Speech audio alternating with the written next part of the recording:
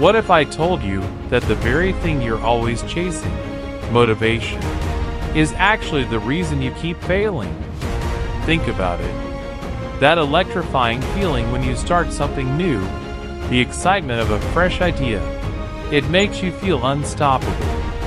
You tell yourself, this time is different. But then a week passes. The work gets dull, the excitement fades, and suddenly that powerful motivation disappears. You're left with another half-finished project and a sinking feeling of failure. You're not lazy. You're not broken. You've just been using the wrong fuel. In the next few minutes, you'll hear the story of a young watchmaker and an old, impossible clock. Hidden within it is the secret to unlocking a force far stronger and more reliable than motivation. It's a quiet power that never fades. The only thing that guarantees you'll finish what you start. Stay with me, because the lesson the young man learned might just be the one you've been waiting for. Leo was a young watchmaker who had inherited a small, dusty shop from his late father, a man once known as one of the best craftsmen in the entire country.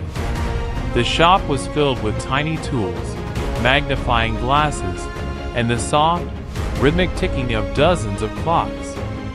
Leo was gifted, truly talented.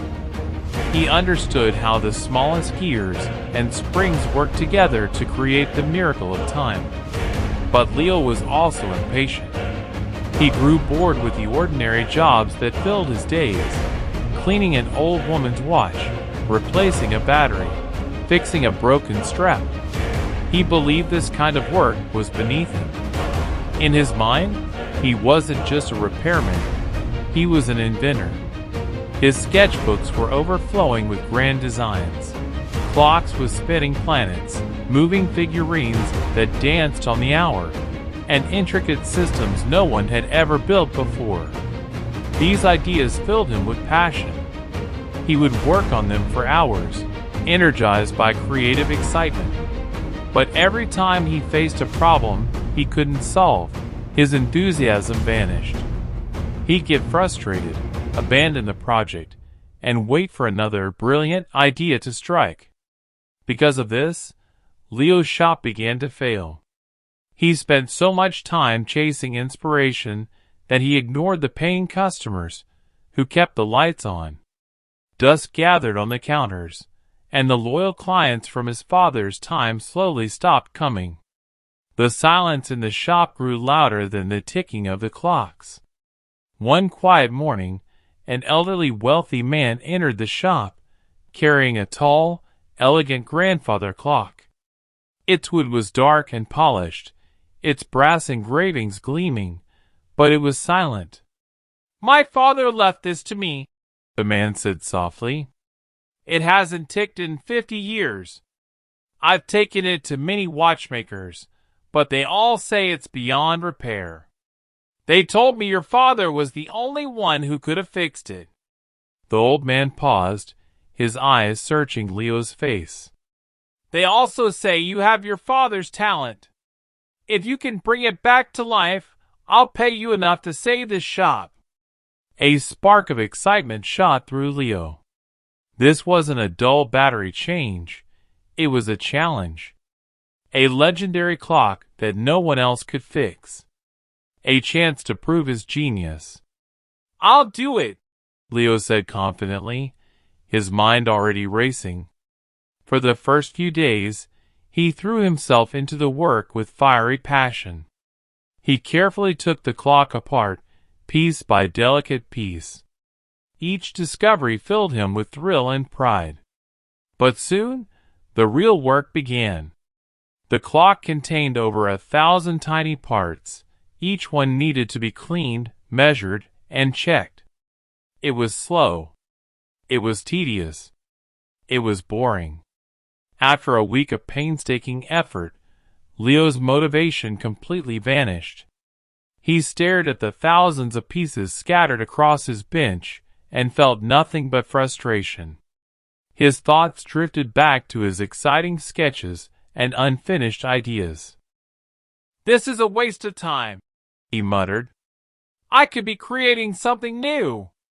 One afternoon, in a burst of anger, he accidentally knocked a tray of screws onto the floor. As he dropped to his knees to pick them up, a wave of hopelessness washed over him. That night, Leo decided he would call the old man in the morning and tell him the truth. The clock was unfixable.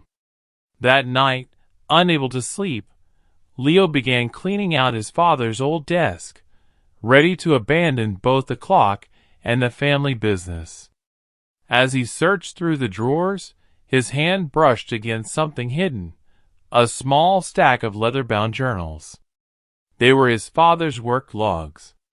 Curious, Leo opened the first one, expecting to find notes about inspiration, creative brilliance, or secrets of the craft. But instead, he found simple, humble entries. Tuesday, cleaned the escapement wheel of Mrs. Gable's pocket watch. Took 3 hours. Third gear worn, must replace. Thursday, a young boy brought his father's old watch. Not worth much, but it meant the world to him. Fixed it for free. The look on his face was good payment. Wednesday, spent all day on the town hall clock. My back aches. Still not working. Failed today. Will try again tomorrow. Page after page, it was the same, quiet, steady records of effort, patience, and persistence. At the very end of one journal, Leo found a short paragraph written in his father's neat handwriting.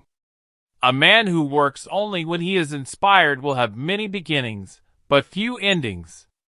The great clock does not tick because it is inspired. It ticks because it is built correctly, second after second. The craftsman must be the same. You do not show up because you feel good. You show up, and in doing the work, you may begin to feel good. The words struck Leo like a thunderbolt. He realized he had misunderstood his father all along. His father wasn't great because he was always inspired. He was great because he always showed up. His secret wasn't passion. It was discipline. The next morning, Leo walked into his shop a changed man. He no longer waited for inspiration to strike. He didn't look at his old sketches or dream about new inventions. Instead, he walked straight to the hundreds of tiny pieces of the grandfather clock, picked up a single gear, and made himself a promise. He would work on the clock for 4 hours every morning, no matter what. Even if it was dull, even if it was frustrating, he would simply show up and do the work. The first few days were torture. His mind screamed at him to stop, to do something more exciting. One morning, he spent all 4 hours just cleaning one stubborn part, making almost no visible progress. The old Leo would have quit in anger. But the new Leo calmly set down his tools and said quietly, "I'll try again tomorrow." Slowly, something inside him began to change. As he worked, he discovered a new kind of satisfaction, a quiet pride. Not in having a brilliant idea, but in doing a job well. He began to see beauty in the small things, the perfect fit of 2 gears, the polished shine of brass, the rhythm of patient progress. He wasn't just fixing a clock anymore. He was rebuilding his character. He was becoming his father's son. After 3 long weeks of steady, disciplined work, Leo finally found it, a single bent tooth on a tiny gear deep within the clock. A flaw so small, it was nearly invisible. It was the kind of mistake only someone patient enough to check every piece would ever discover. With steady hands, Leo repaired the gear, then slowly began putting all the pieces back together. At last, he hung the pendulum, gave it a gentle push, and stepped back. For a brief moment, there was silence, And then tick, tick, tick. The clock came back to life. Its sound filled the shop. The sound of promise, of discipline, of honest work. The next day, the old man returned to the shop. Without saying a word, Leo pointed to the corner where the grandfather clock now stood, its pendulum swinging in perfect rhythm. The old man's eyes widened. He walked over slowly, laid his hand on the wooden frame, and closed his eyes. For a full minute, he simply listened to the sound. Tick, tick, tick. "My father used to wind this clock every Sunday morning," he whispered, a tear rolling down his cheek. "I haven't heard this sound since I was a boy. You haven't just fixed a clock, Leo. You've given me back a piece of my life." In that moment, Leo understood.